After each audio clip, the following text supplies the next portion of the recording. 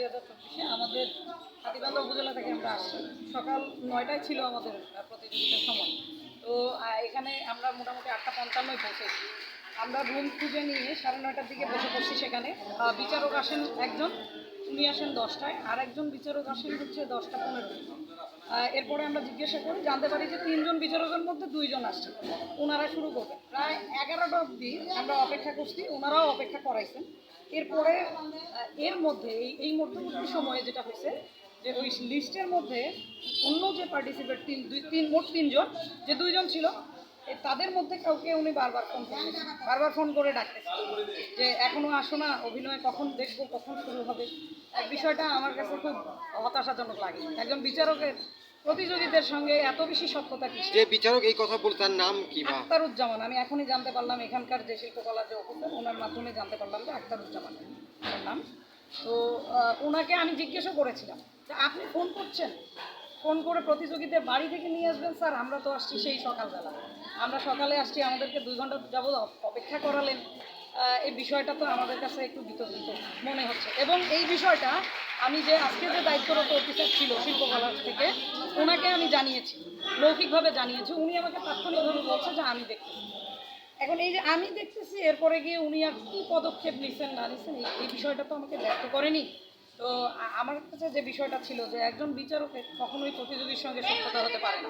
এজন্য আমি ওই যে ডিসি স্যারের কাছে শরণাপন্ন হয়েছি।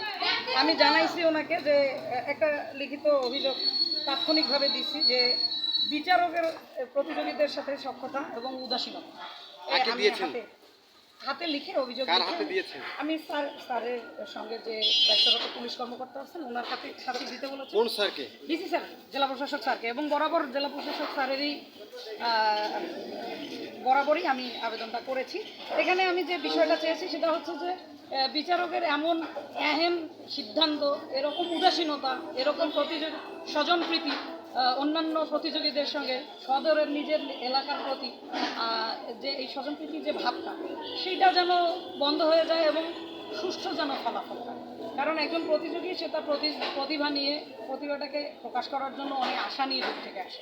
উনি যে বাড়ি থেকে ডেকে নিয়ে এসে, জানি না ফলাফল কী হবে, ফলাফলের দিকে এখনও যায়নি, ফলাফল প্রকাশ হলেই বুঝতে পারবো যে ওনার সক্ষতাটা খুবই গভীর এবং গাঢ় ছিল, যার কারণে আমার সন্দেহ খুব একটা ভুলের দিকে হয়তো যায়।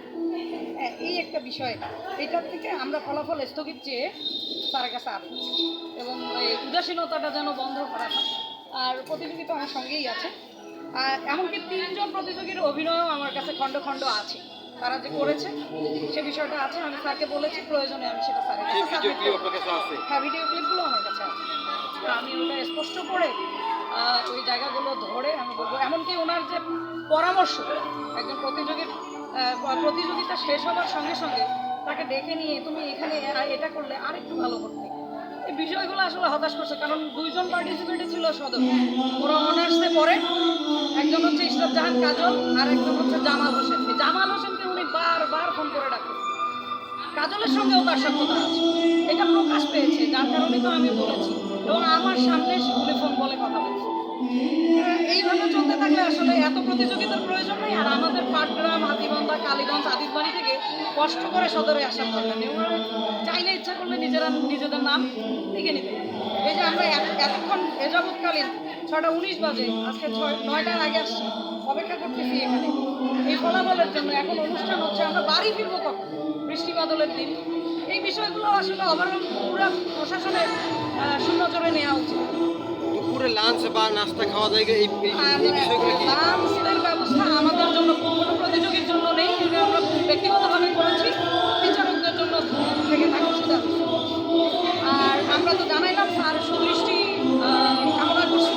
স্যার আমাদেরকে আশ্বস্ত করছে যে উনি দেখবেন, তবে বিচারকের সিদ্ধান্ত চূড়ান্ত, এই কথা তিনি বলেছেন। ওনার উপরে সম্মান জানিয়ে যে আমি জানি না ফলাফল কী হবে, ফলাফল তো এখনও আমি জানি না, কিন্তু যেভাবে ওনার প্রতিযোগিতার সঙ্গে সখ্যতা দেখা গেছে, তাতে ফলাফল যে উল্টাপাল্টা হয়েছে, উলটপালট হয়েছে, আর আসার অপেক্ষা রাখে। ফলাফল যে আপনার থাকে, যদি উনি দিতে থাকে তাহলে তখন কি মনে করবেন? ফলাফল যদি আপনাদের নাম আসছে ফলাফলে, আমি তবুও বলবো যে প্রতিযোগীর সঙ্গে তাদের সখ্যতা মানায় না। তাদের যত উপদেশ আছে, পরামর্শ আছে, অবশ্যই সেটা প্রতিযোগীর সময়সীমার পূর্বে।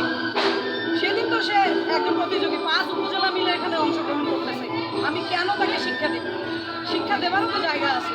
ওই প্ল্যাটফর্মে এসে তাহলে এই মানসিকভাবে এর কি অবস্থা?